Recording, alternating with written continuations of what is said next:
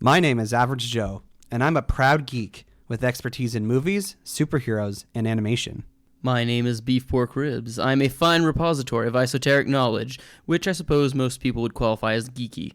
Though I dabble in many fandoms, my main areas of expertise are anime, movies, and Belgian comics, with a strong recent insurgency of D&D. Our mission is to bring nerd and geek culture to the masses by sticking it all under the microscope. Welcome to the Bat Jar Podcast.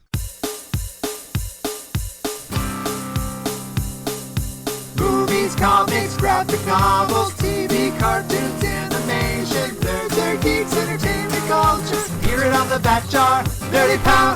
Nerds and geeks, come gather around the scene. Come and join us in the Bat Jar. Come and tune into Average Joe and his team. Lots of room here in the Bat Jar. When the newest nerdy news drops, these podcast pals put it under the scope.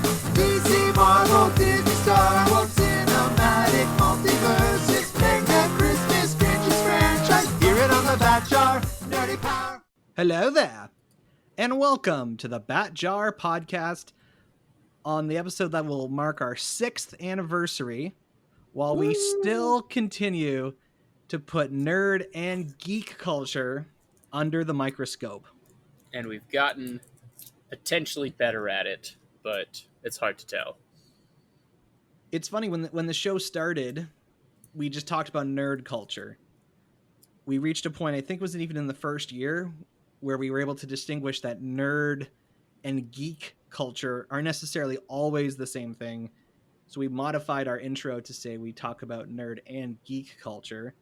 And that's been pretty consistent since. I don't know if it's time to revisit that and ask if it is necessary to include both words in the opening. I feel like we're still doing kind of both. So you'd be fine to say, keep it as it is. We don't need to change.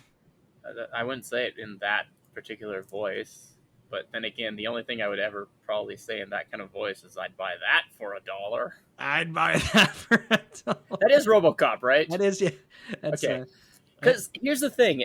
I don't know why, but for the longest time, I thought that line was from Running Man. I think the actor who says it in RoboCop is the guy who plays one of the ex-champions in Running Man, but I'm not 100% sure.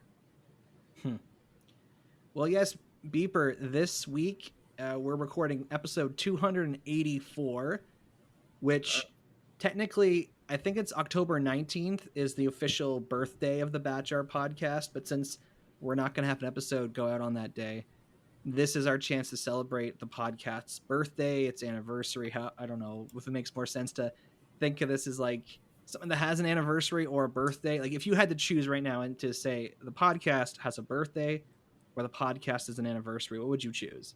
I'd say anniversary. You did birth it. I mean, figuratively, I created it. Yes, but birthing and creating are not exactly the same thing. Fair enough. So, yeah, I know, again, I think I might have mentioned this last time, but you have been a regular on the show since January 2020, so that means we're only a few months away from you coming into your 3rd year as a co-host. Oh, that's crazy. Which basically means... As a co-host or as being a regular, Yes, sir. It's been more than 3 years since my first appearance, though. Yeah. Right? Yeah, you made your first appearance in fall of 2018. Yeah, okay.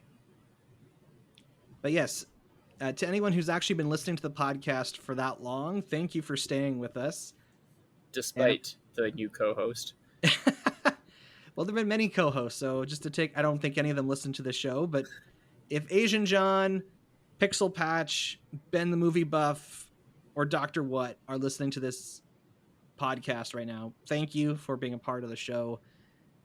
I learned I learned the hard way doing that Christmas Carol episode that I am just not the kind of podcaster who can do this on my own. I need someone to talk to.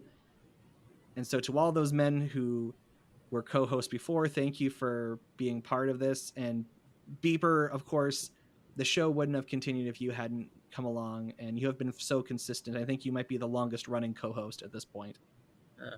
Well, thank you. I have been enjoying all of it. But I think it also helps that you and I are both kind of hitting different points in our lives a little closer than perhaps.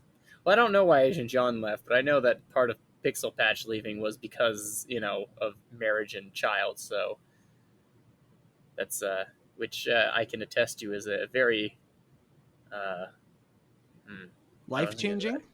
yeah, life changing. I was gonna say difficult, but that just sounds bad. But it does make it more difficult to balance some of the things you would normally balance when you're single. So I guess a little bit of both.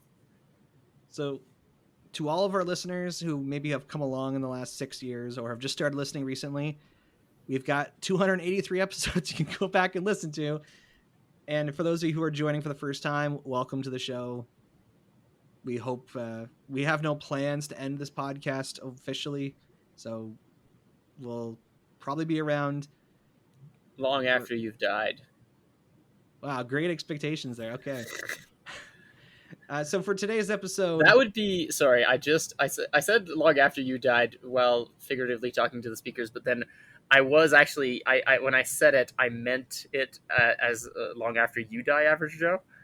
And I just suddenly had an idea of Jam Jam and any potential child you may have taking over, kind of like Bill and Ted style. That would be fun if the podcasts podcasts are still a thing 20 years from now. If it has a different name, it'll still be a thing. We could call this podcast a radio show. So for today, we're going to talk about some deaths that have happened in Hollywood. We're going to talk about some Doomsdays, and then we're going to talk about She-Hulk, both our secret origins with the character and then the Disney Plus show. Yeah, we will. So in the last couple days, at the time of our recording, 2 different celebrities have sadly passed away. Angela Lansbury. Yeah. And Robbie Coltrane. I have no idea who Robbie Coltrane is. He played Hagrid in Harry Potter. Oh, okay. Then I do know who that is, but I did not know about him passing away. I did know about Angela Lansbury for... Yeah, so Angela was in her 90s, so she lived a long life. I mean, she was almost as old as the Queen. Yeah. I think. So I have fond memories of her from my childhood watching Murder, She Wrote. Yeah. A lot of people would know her as Mrs. Potts from the animated Beauty and the Beast movie. That's true. Weirdly enough, that neither one of those are the first thing I remember or had. You ever watched the movie Bedknobs and Broomsticks? I think I have. I know she's in it. Yeah, I think that was the first one. But then also a lot of Murder, She Wrote. My mom loves Agatha Christie and all things murder mystery-ish. And I kind of grew up watching Murder, She Wrote. Yeah, me too. Which is weird because it's a show about an old lady going around solving murders. I don't know why I found that entertaining as a child. Because they pumped out so many of them.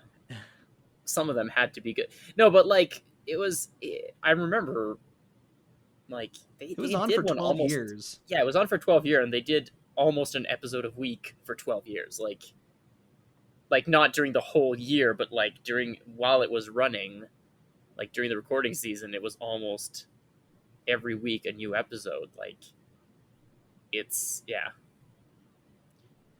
So it was a pretty big run, and she did a lot of things in Broadway too.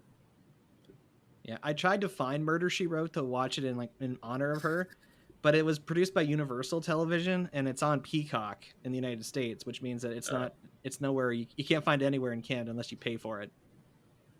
Yeah, I got my mother the first season a few years ago on DVD, so maybe you can visit. You can we can watch some together. Hey, Beeper's mom, can we borrow your Murder, She Wrote DVD? You assume much by thinking my mom listens to this podcast. Also, just a fun piece of trivia. She was in an episode of Magnum P.I. because her character, Jessica Fletcher, showed up in Magnum P.I.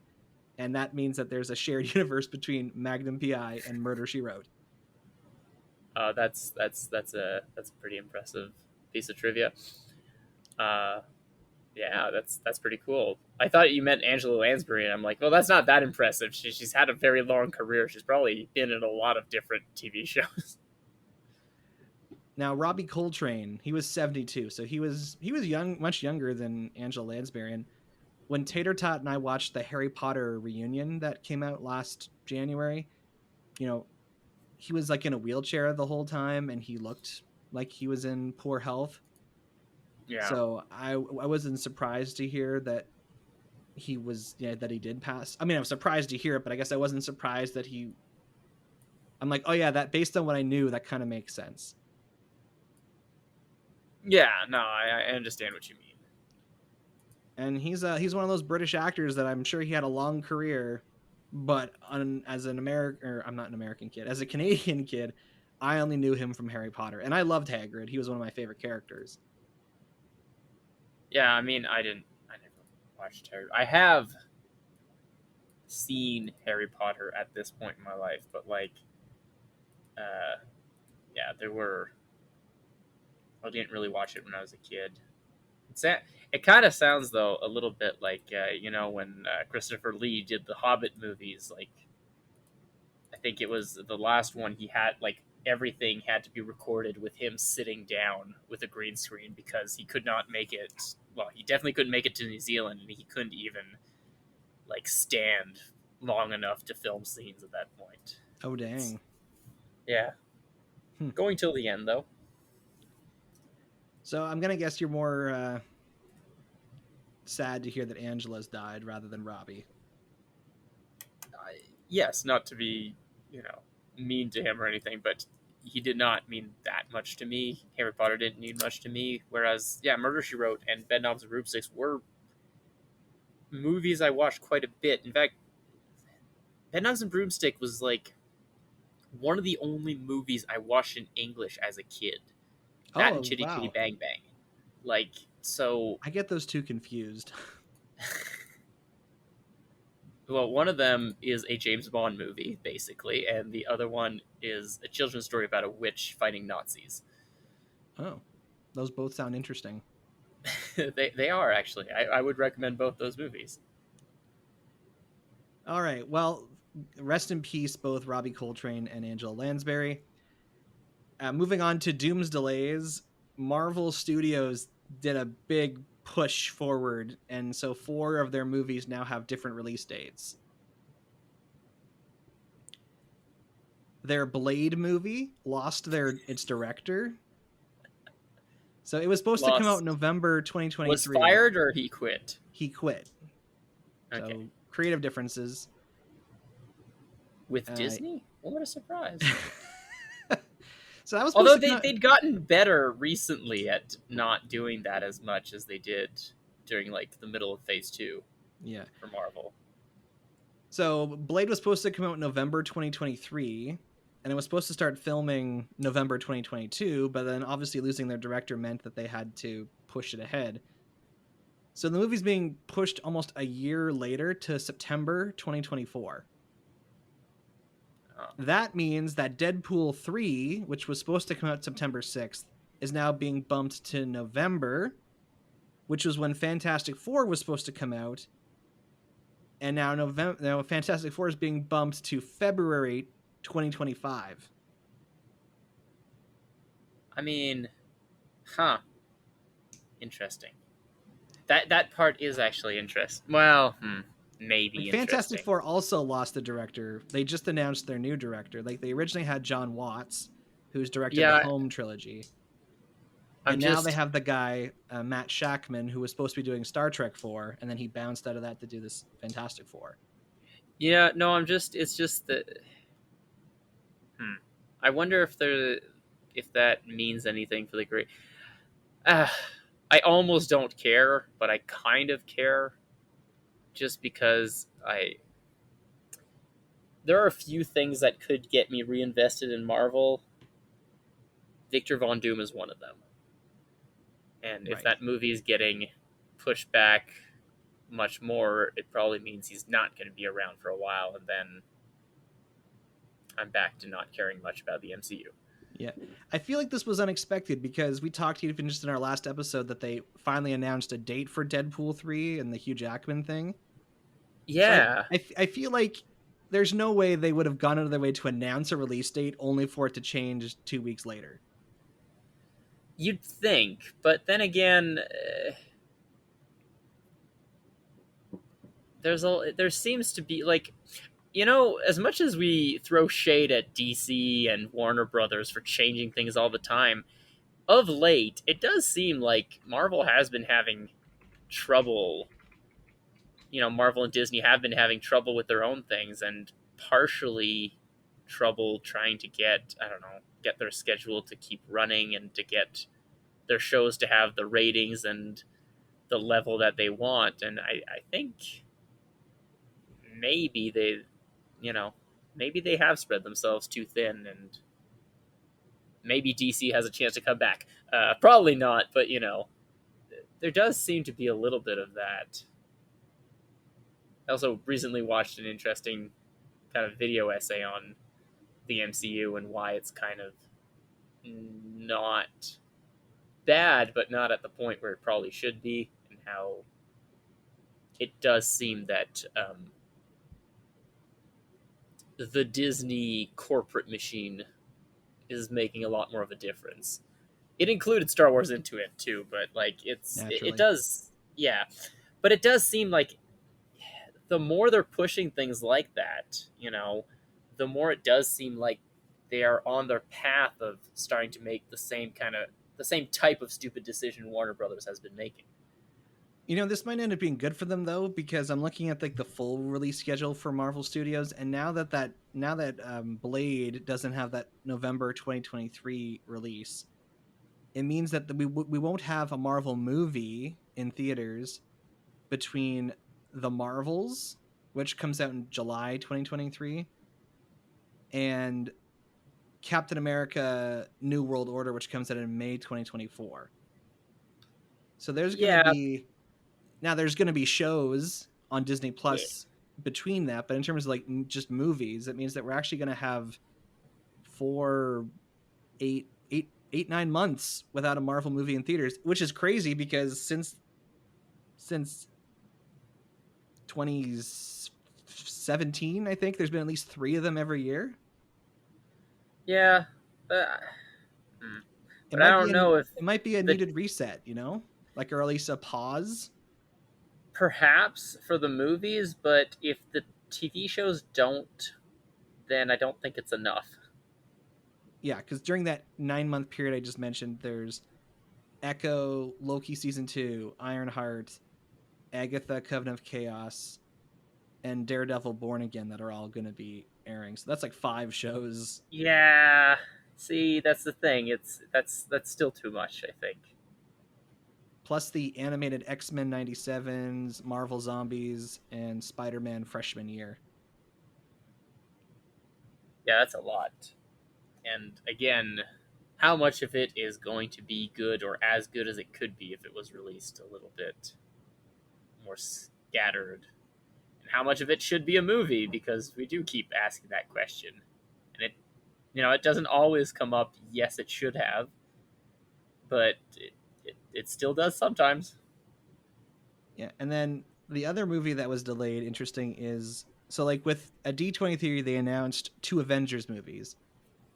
One of them was called The Kang Dynasty, and one that was called Secret Wars. And they were scheduled to come out within like 6 months of each other or something like that. Kang Dynasty is coming out in May 2025, and then Secret Wars were supposed to come out in November 2025. Yeah, it's Secret War. So this is the Doom's delayed. Secret Wars, the second one, has now been pushed up to May 2026. So now there's going to be a full year between. I think that one's definitely a good move. Kang Dynasty and Secret Wars, and yes, I think the only time I've seen movies like sequels come that close to each other is like the Matrix sequels and the Back to the Future sequels, which were filmed simultaneously. And I mean, Endgame and Infinity War were filmed at the same time. Yeah, but But Marvel knew how to do things back in Phase 3. Or how So to not overdo it a little bit. So yeah, so maybe moving Secret Wars up is actually again a good thing. It's creating more space between the movies. And at this point, But I I know it's also, it's it's I so don't know. far away. The Fantastic Four movie is the only film in Phase 6 aside from these two Avengers films. Yeah. The thing is, though, like, um, I don't know. There is also the aspect, to me, the problem of that Secret Wars might hit is that, like, trying to do famous comic storylines has historically not worked very well. I mean, Civil War and Infinity War they were loose adaptations, but they ended up being very successful. Yeah, but they were also a lot more meticulous, and so maybe that's what they're trying to do is get a better feel for it. But I don't know. I'm not optimistic about their ability to make something, especially something like Secret Wars, work. Especially with seemingly very little setup, unless I missed some information about something that happened with Bruce Banner in space, but I don't think I did. And I don't think Love and Thunder is setting up for anything there either. So Right. yeah, I don't know. And this last one I'll mention, it has nothing to do with Marvel, but this is probably going to be exciting for you because Blade vacated the November 3rd, 2023 slot. Warner Brothers then moved Dune Part 2 from November 17th to November 3rd. Oh, yeah, I'll go see June 2 weeks earlier. So they've snuck that Like I in there will. once Marvel kind of vacated the spot. Yeah, and who knows? It might work really well, and it might suck. But I mean, it's the same people who made Dune Part 1. Like, why would should we be concerned? um,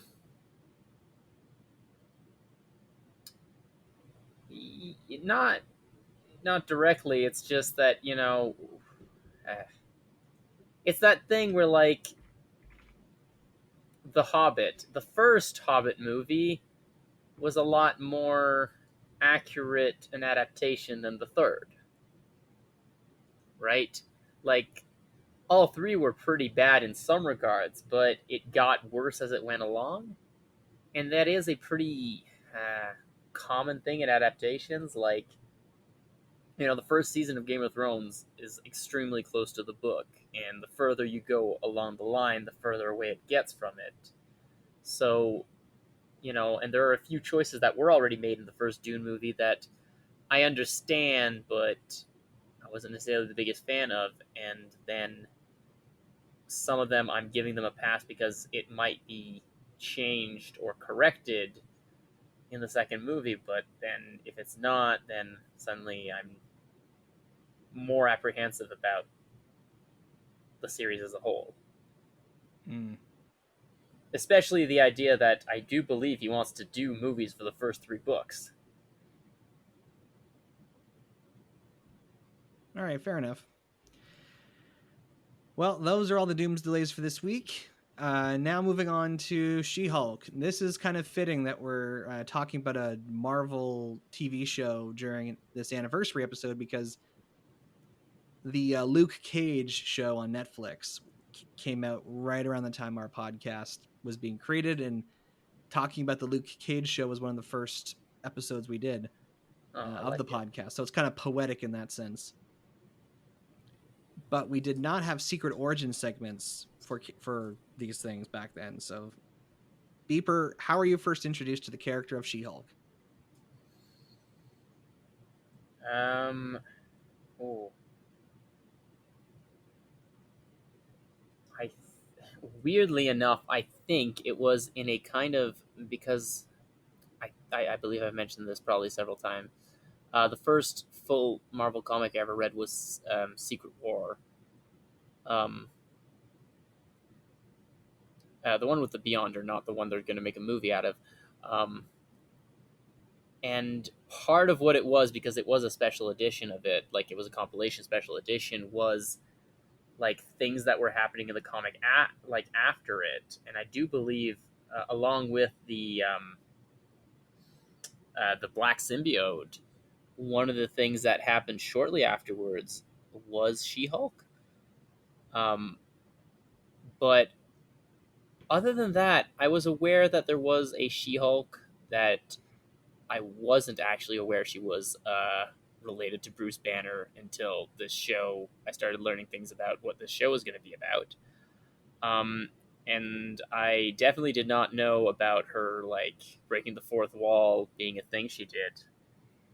So I was just vaguely aware of the character existing, that she was like Hulk, but I did know that she had that, like, she didn't Hulk out in the same way, that she was more in control, and that she otherwise had Hulk powers.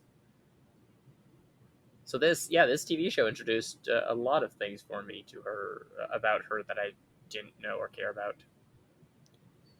I honestly can't remember when I first learned about She-Hulk. I think it was, I've talked about this before, but my brothers and some friends of ours, when we were growing up, we collected these Marvel Comics fridge magnets. It was like they came in like kind of like packs, like trading cards. And so there was a fridge magnet for, it was a set of 50. And so there were a lot of characters we recognized, like Spider-Man and Wolverine and, you know, whatever. Then there were characters like Deadpool and She-Hulk, characters like I had no idea who they were, but here was this little fridge magnet. And, you know, She-Hulk's quite distinctive. It's like, you knew who the Hulk was. And all of a sudden here's a woman, muscular and green, just like the Hulk, wears purple. So you kind of assumed, okay, I guess this is the female version of the Hulk.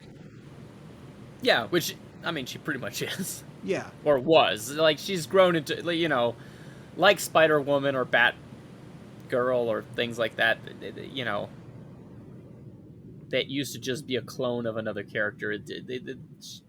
A lot of them have evolved.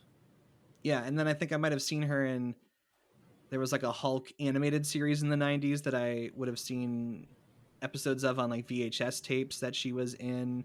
I remember she was in an episode of a Fantastic Four show that I watched in the 2000s. And, you know, I've read a comic in which she's part of the Avengers, so I did know that she was part of the Avengers too. But I don't remember. Yeah. Yeah, where. and if you try to follow Marvel Comics generally, you learn things about characters. Like I learned that she was a lawyer, that she could break the fourth wall, that, you know, one of the things that made her different from the Hulk is that she was in control of herself when she transformed, and that eventually she kind of permanently stays in her green form. Where, you know, the big thing that seemed to make her different from Bruce Banner is that she actually embraced being a Hulk, whereas the story of the Hulk in a lot of iterations is always about trying to essentially get rid of the Hulk. Well, because the Hulk is a retelling of Dr. Jekyll and Mr. Hyde. Yeah. You know, which, spoilers if you haven't read a book from like the 17th century, he ends up committing suicide in order to kill Mr. Hyde. Oh, I actually didn't know that. But okay. My claim to fame is I actually have a copy of the very first She-Hulk comic book. Oh, this is like nice. The first time we've talked about a character where I can say I have their very first appearance. It was in the series The Savage She-Hulk, #1. It was published in February 1980.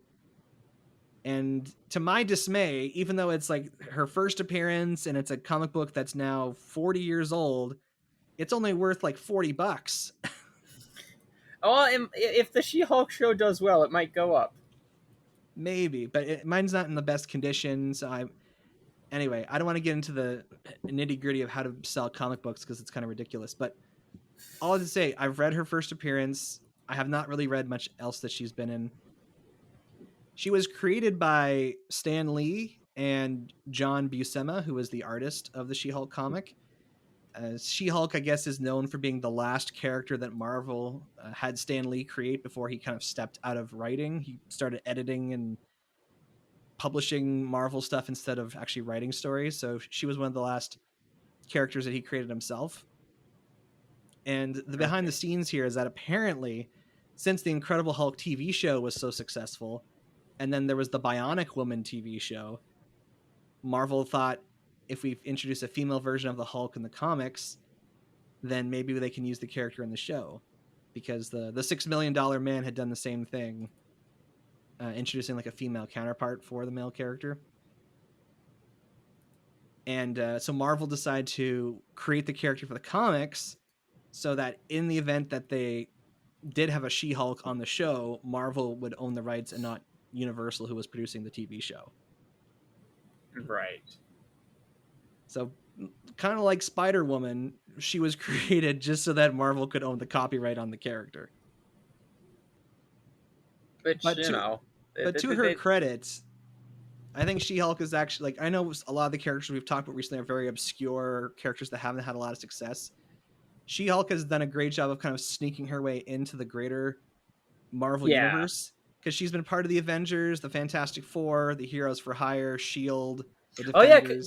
that's what it was. She replaces the Thing in the Fantastic Four after Secret Wars, because Ben stays in the world on the planet with the Beholder, the Beyonder. That's what it was. Yeah.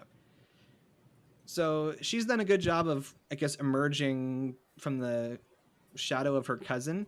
And then, because she's, she's drawn very attractively, it's no surprise that she's popular with male fans. And then they've also really leaned, like I said, into the fourth wall humor, and making her stories focusing on her being a lawyer in the superhero world have made for some interesting stories. So this series was announced in August 2019, right after San Diego Comic-Con, before D23. I was excited for it because I thought it just made sense at this point. They hadn't done a She-Hulk show yet. She's a good character. It made sense that they would get to her eventually. They've been trying to phase out the old Avengers and set up the replacements.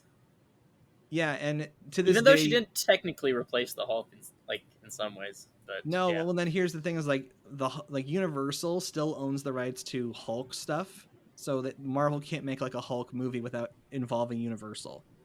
So this is their way of kind of getting around that. It's like they can make a She-Hulk thing. The Hulk can be in it, but it's not a Hulk thing, right? Because they own the rights to She-Hulk because they created her for the comics. Yeah. So this show started airing in August 2022, and its last episode aired just yesterday at the time of our recording. So, Beeper, what would you say is the Blu-ray case description for She-Hulk, Attorney at Law? Oh, man. This is my show. Why don't we do things our own way? She-Hulk smash. What is the responsibility of those with power? Those with the most power have a duty to protect those without it. Call my lawyer. I'm gonna whoop your ass. My ass remains unwhooped. Yeah, let's fix that. She-Hulk, Attorney at Law. Original series now streaming only on Disney+. Do I have to... in a world where superheroes are starting to become more and more plentiful, even though they were a rarity a few years ago, we need them to do more things, including being a lawyer. Meet She-Hulk. She's the Hulk's cousin, and because of a very strange set of circumstances that do call back to the Edward Norton movie, she becomes a Hulk herself and tries to live her life as a lawyer, but then can't really, but can, but a superhero lawyer, because we need superheroes doing everyday jobs. Then shenanigans happen in a very lawyery kind of way. So first thing we've kind of made this decision that every time we talk about a Marvel Disney Plus show, we have to make the distinction. Should this have been a movie instead of a series? Yeah, I almost spoiled it earlier, but I decided not to. No, this was, I think we can all agree that this used its format as a show. I mean, to be fair, I did see the last few episodes. I read the synopsis, and I am aware of what happened, and I think it shouldn't have been a movie. It was a good decision to keep it as a show, and it works as a show. Yeah, I would agree. I think this is one of the few Disney Plus shows they've made that actually works as a This TV one show. and WandaVision Yeah, I would agree. are Those the are two probably... that for sure were meant to be shows and worked as shows. All the other ones, you could make arguments for a movie. I'll be honest, in general, I'm kind of on the fence about this. There's things I like, and then there's things I don't like.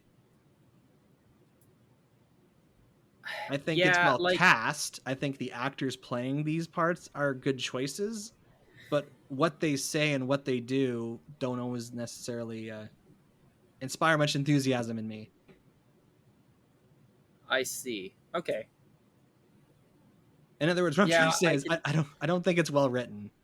yeah, no, I get that. Like, I don't think it's that.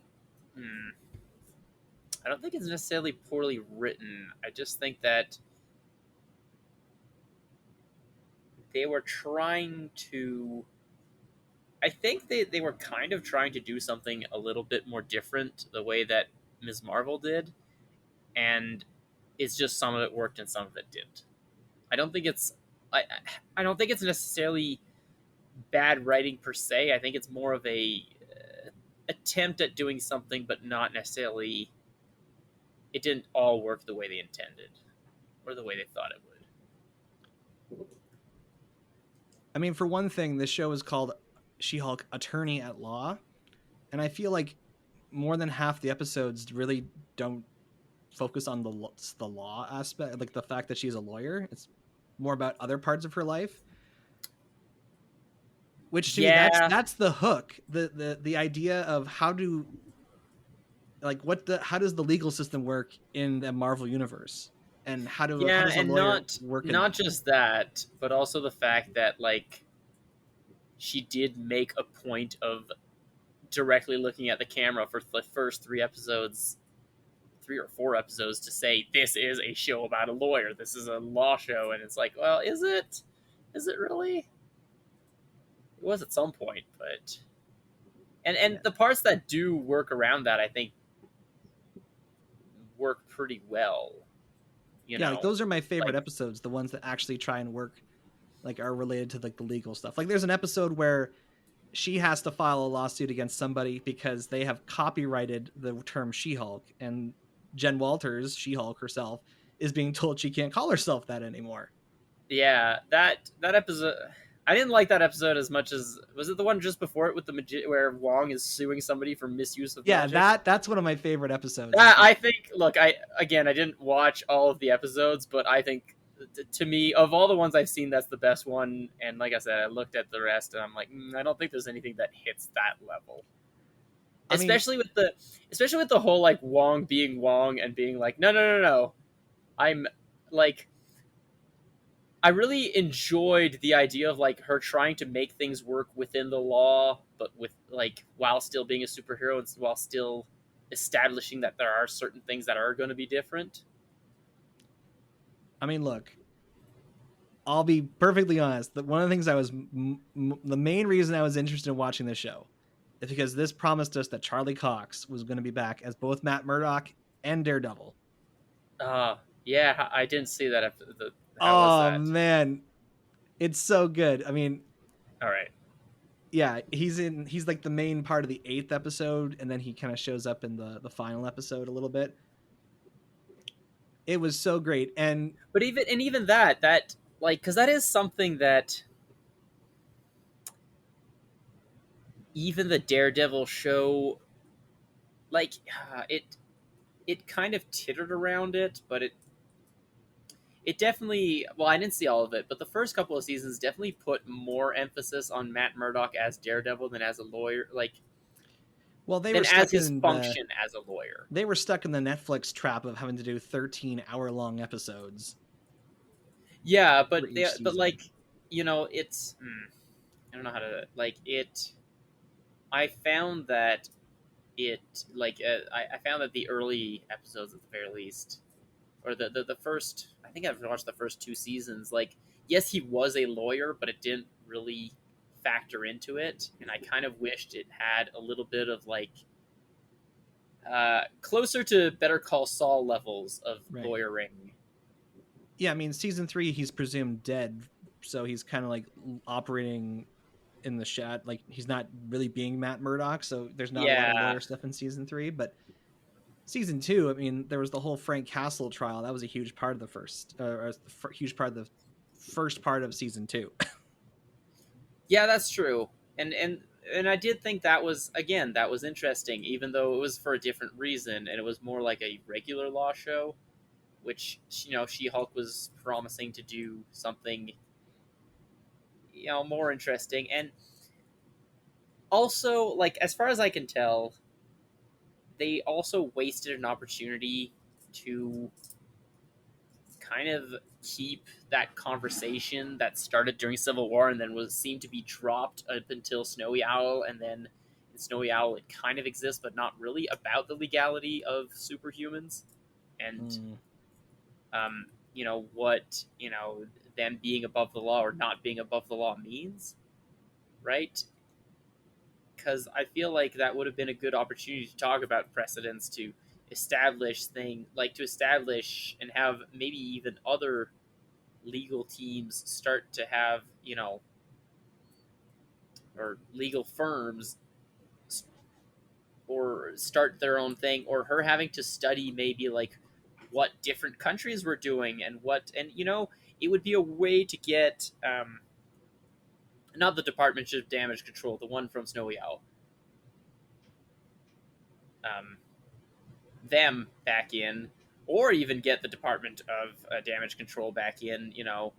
Like it would have been a way to tie into the greater MCU, Right. To other things that are happening, instead of seemingly doing what the Fifth, trying to explain what a multiverse is and what the MCU is as a universe. Here's what I'll say. Each episode of She-Hulk ends with like title cards that are drawn like court drawings, which is very clever. Yes. I feel like those drawings portrayed the show I wanted to see. It's like She-Hulk in court doing lawyer stuff, like getting on an elevator with a bunch of people, and she's kind of feels awkward because she's so much taller and bigger than everybody. There's like one of her at the beach working out, taking a selfie, and there's guys like, "Whoa, look how strong she is." Yeah. I feel like that's what I wanted to see in the show, but I actually didn't see a lot of any of that. Yeah, so we're going to do a blitz through each of the episodes, and we'll decide if it deserved a bat cookie or a bat noogie. All right. Episode 1, A Normal Amount of Rage. This is basically the one with her and the Hulk, like with Bruce Banner. Sensation bad cookie. Like, there were things in there that had to happen that I didn't particularly like, but that I understand why they were there. But there were other things that I'm like, is that really what you want to put as your extras in the episode? I'm not sure.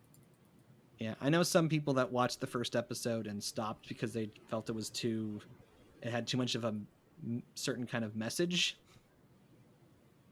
It's like, women are strong, men are dumb. Oh, look at her, she's so much better than Bruce Banner at all these things. I didn't necessarily receive that, but I know it was a turnoff for some people that I know.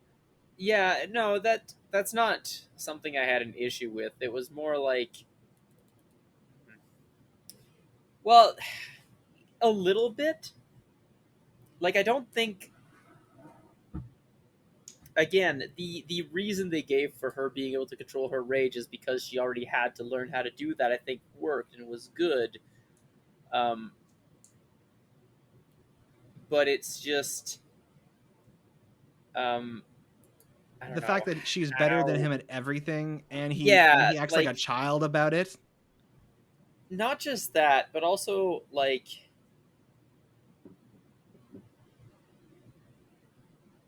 not just that he acts like a child, but also like, the fact that it comes that easily in some ways, and the fact that she's immediately already using her superiority over him to get him to do things or get him to agree to things for him. Like her already being able to control herself better and saying that it's because she already had to control her rage, and it does make sense. She probably did have to deal with a lot more things than Bruce Banner had to deal with in his life, especially at the time where he had become the Hulk. But for her to immediately just use it to kind of get the upper hand on him on everything else, and whether you like it or not, and whether he likes it or not, this is a version of the Hulk that has spent, 2 years in a gladiator arena? He should be better at fighting than this. Yeah. I'll give it a sensation back cookie. Episode 2, Superhuman Law. This is the one where she starts working for the law firm that's having a superhero division, and she meets the Abomination, or Emil Blonsky. So I had not seen The Incredible Hulk. What? When I first watched this episode. I know, it's an old movie, but I hadn't watched it, okay? And so I went ahead and I watched it between this one and the next one, and it's hard to believe that's the same character.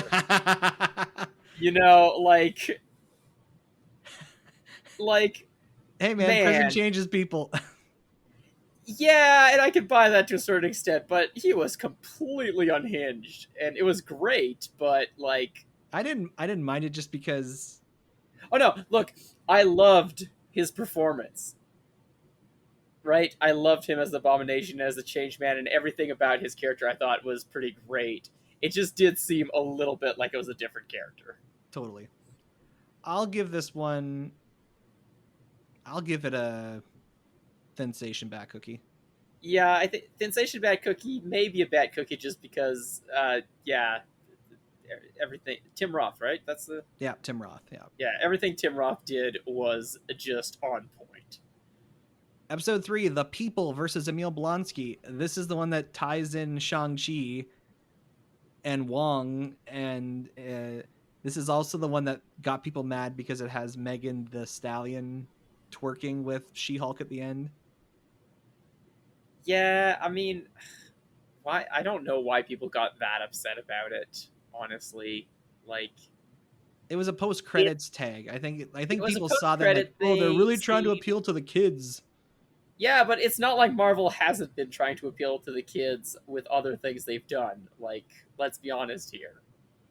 Guardian of the Galaxy is full of references that are there to appeal to the kids. It still works. It's still a good movie. Those things don't take away from it, and I don't think a post-credit scene takes away from that.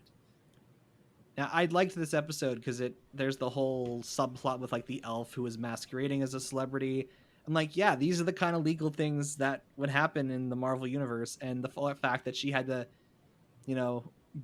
bring in Wong to explain his absence and tying in the events of that movie. Because that was also, I also did enjoy the proving her coworker is delusional thing too. That was fun. So I'll give. I think that one an actual bat cookie. Bat cookie. Number 4, is this not real magic? Bat cookie. Oh, bat cookie! It was everything in that episode was good. Even the parts that I disapproved of or disliked the messaging and the way it was portrayed, it was good. Yeah, the only thing I didn't like about this episode is the subplot about Jen wanting to date and then feeling bad about the fact that people are only interested in She-Hulk instead of herself and her normal self. Yeah. Mainly because... But I'm giving it a pass because it became relevant to the legal side in the next episode. Fair. Okay, episode 5. Mean, Green, and Straight poured into these jeans. So this is the She-Hulk lawsuit episode. Yeah, that cookie. It was good.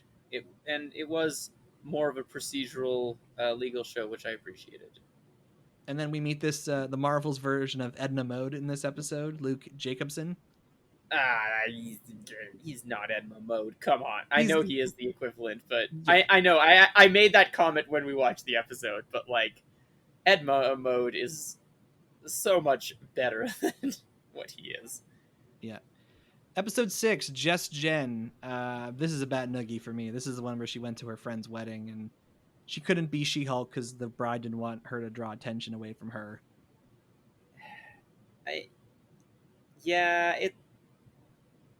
It's a shame because I feel like that's the last one I watched. So for the other ones, I'll trust you, but like it did seem to kind of like be the breaking point for this show where it could have gone one way, but then it went the other, and then everything we've been kind of commenting about as things we didn't particularly like about the show stem from that point onwards. Yeah. So is it a noogie or a cookie for you? Yeah, it's a bad noogie. Like, there weren't even as many good moments I felt in it than some of the others to kind of make up. So, not even sensation. Episode 7, The Retreat. Basically, Jen goes on dates with the guy from the wedding. They sleep together, and then he ghosts her. So she basically ends up at Blonsky's resort, like his spiritual place. And she how good is Blonsky in the episode? He's great, and he has like okay. So I'm giving it a sensation bat cookie because of him. It's a little odd. It's like in seemingly a short period of time, he's already got a number of people who are like staying at his retreat center, and already got. Like, I had a question about that episode. Yes, is the wrecker the people who tried to mug her? Were they not the wrecking crew?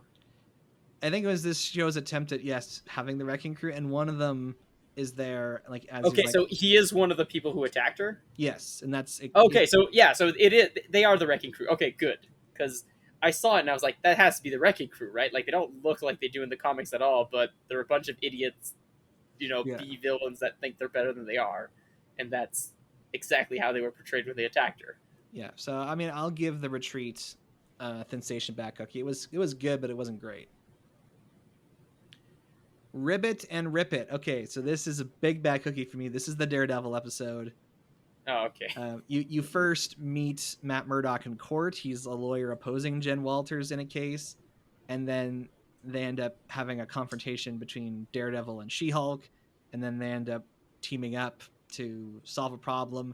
They have a callback to like Daredevil's hallway fights, wherein he's in a hallway with a bunch of goons and he's about to have the fight, and then She-Hulk just kind of crashes through the ceiling.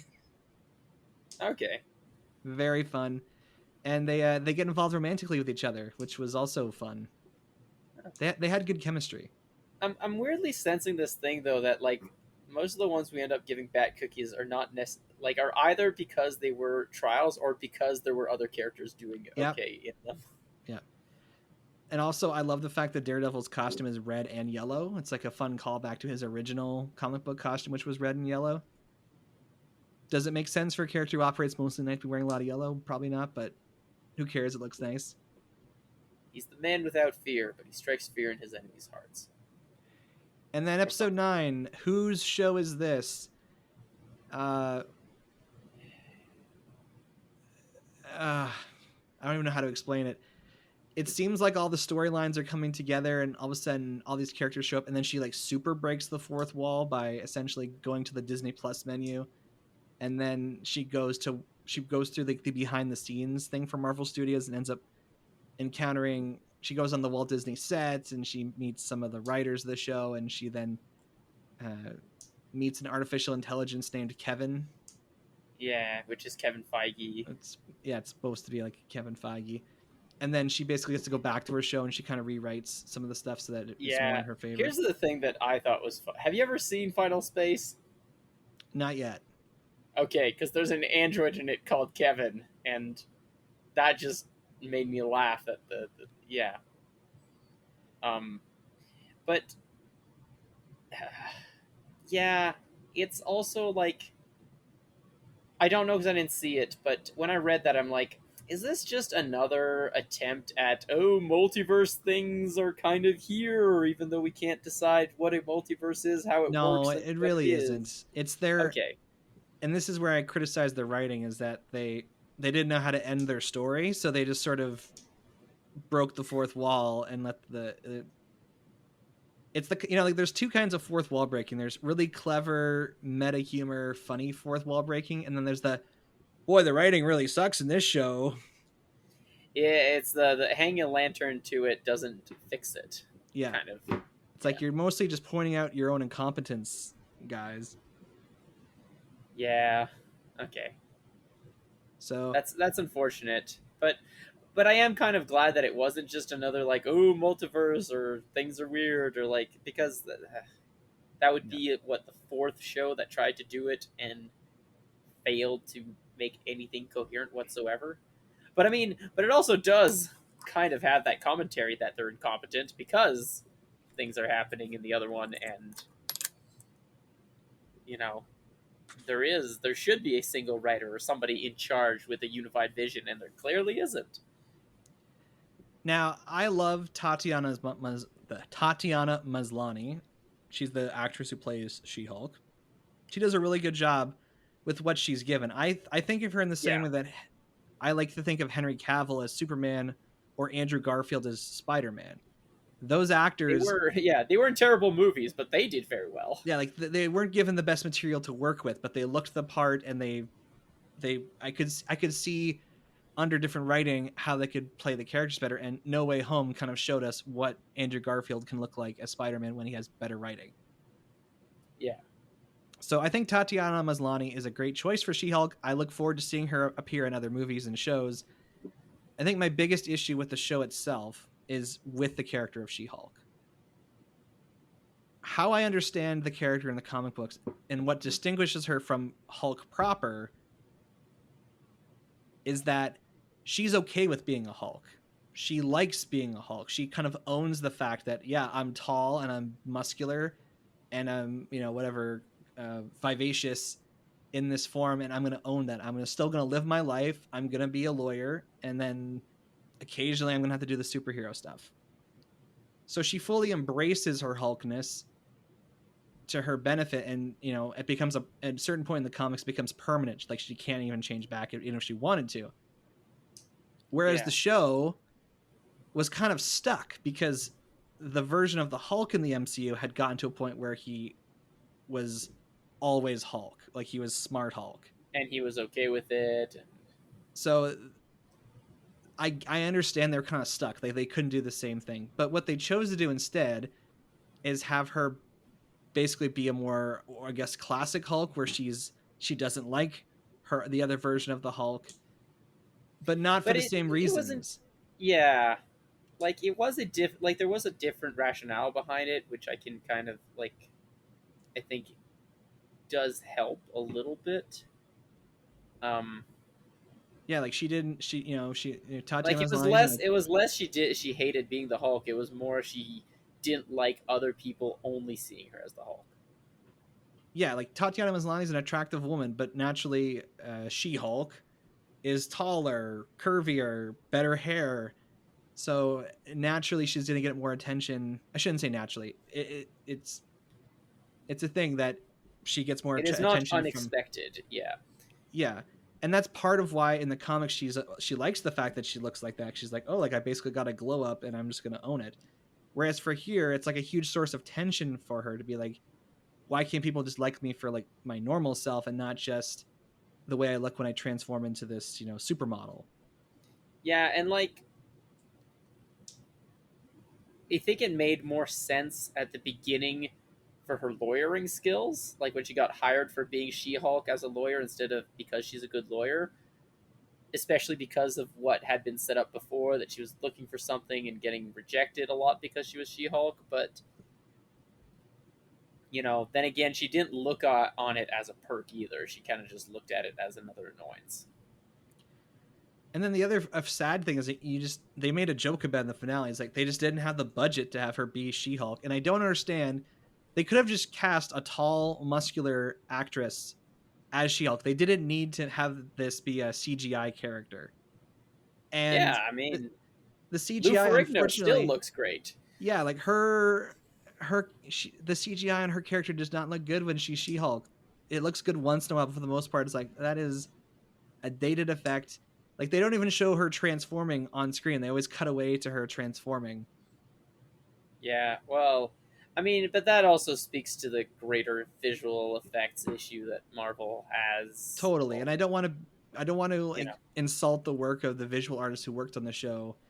I think it's No, more so it's like the show was trying to do a lot with a smaller budget. They just couldn't. They were trying to do too much. and that's where the whole could it have been a movie, not with the story they're telling, but it might have been better if it was.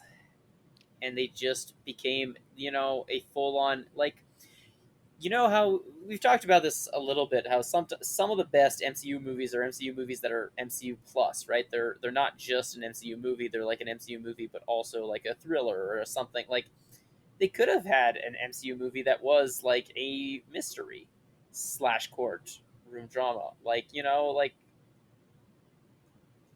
maybe that would have been better because that would have included some of our our favorite elements. I'm not saying, like, again, as it existed, it had to be a TV show, but maybe there would have been a way to put a movie into it.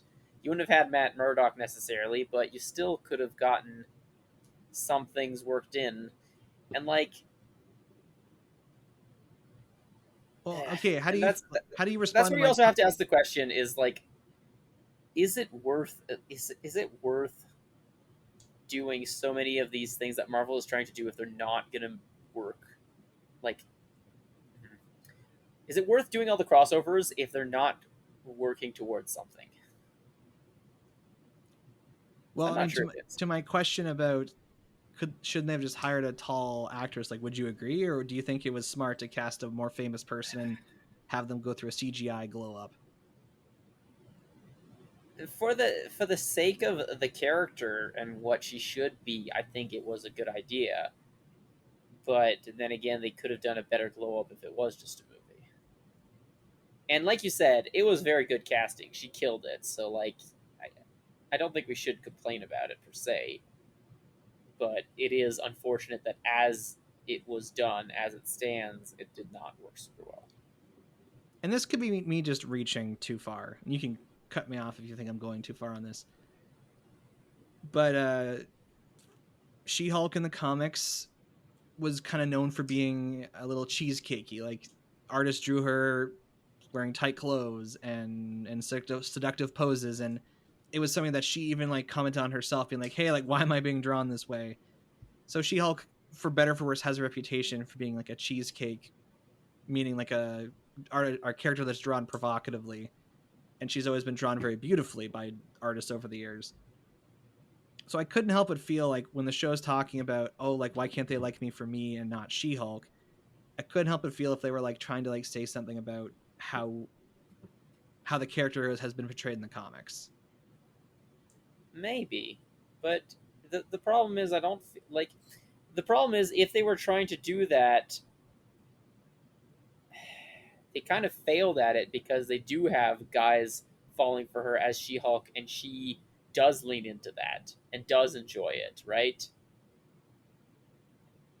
So it seems like they might be trying to have their cake and eat it too, if that's what they're going for. So I don't think it is, personally.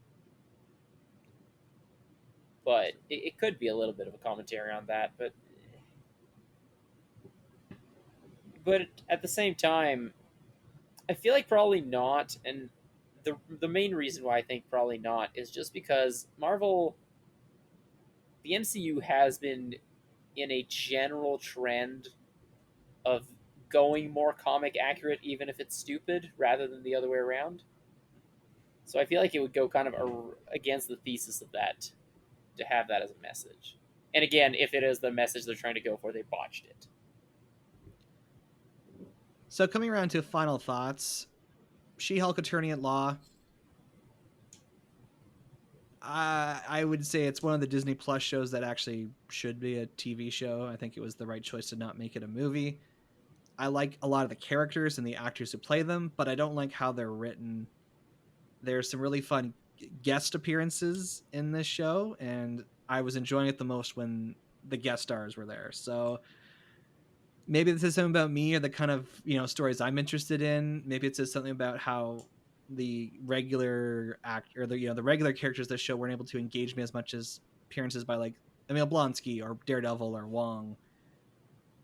I would recommend watching the episodes I said were good. I feel like the continuity is loose enough that you don't need to have watched them all. Yeah. Yeah, that's true. Actually, it is the kind of show that you could just kind of watch some of them. I do hope.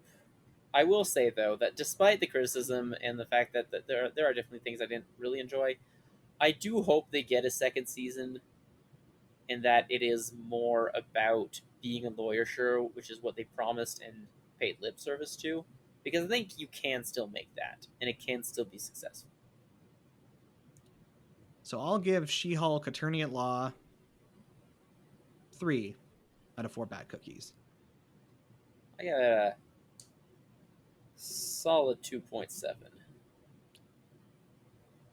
She-Hulk Attorney at Law Because- is now yeah. streaming on Disney Plus, so if you want to check it out, or at least the episodes we suggested, go ahead. If you want to reach the show, you can send us an email at, batjarpodcast@gmail.com. or you can tweet us at. The Bat Cookie Jar. You can find the Bat Jar Podcast wherever you listen to podcasts, including YouTube, because we got a channel.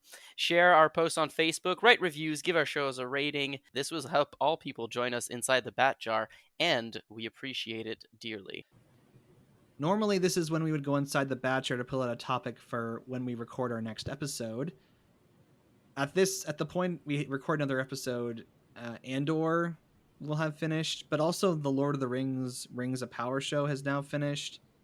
House of the Dragon has also finished, I think, as well. So I don't know, Beeper, if any of those shows are things you'd want to dive into. I don't have access to House of the Dragon, and of the three, it is the one I am most interested in.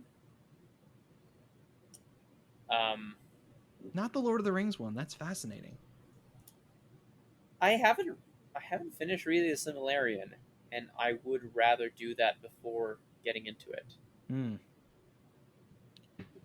Well, unfortunately, Because, I have like, access that's to the thing about like all the Hobbit movies and all the Lord of the Rings. I had read the books before watching them, and so I kind of would rather have the context first in this case.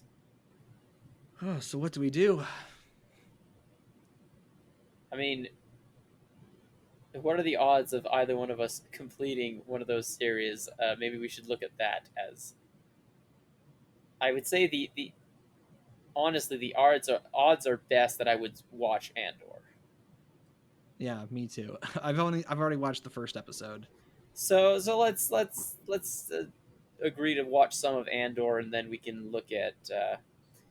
Because that's the other thing also with House of the Dragon. I do believe it's based on anthologies, but not actually. Is it based on anything that J.R.R. Martin actually wrote, or is it just kind of like? It's a prequel. That's all I know. Yeah, I think. See, the thing is, I kind of want to watch that one. A, because I am currently rereading A Song of Ice and Fire. And B, because oh my gosh, Matt Smith looks so bad as a Targaryen that I just have to see it. All right, well, our next episode will come out in 2 weeks, so we will be talking about Andor and maybe House of the Dragon, who knows. Come back to the Batch Hour Podcast then. And until then, I'm Average Joe. I'm Beef Pork Ribs. Catch you on the flip side. While I'm Mogales.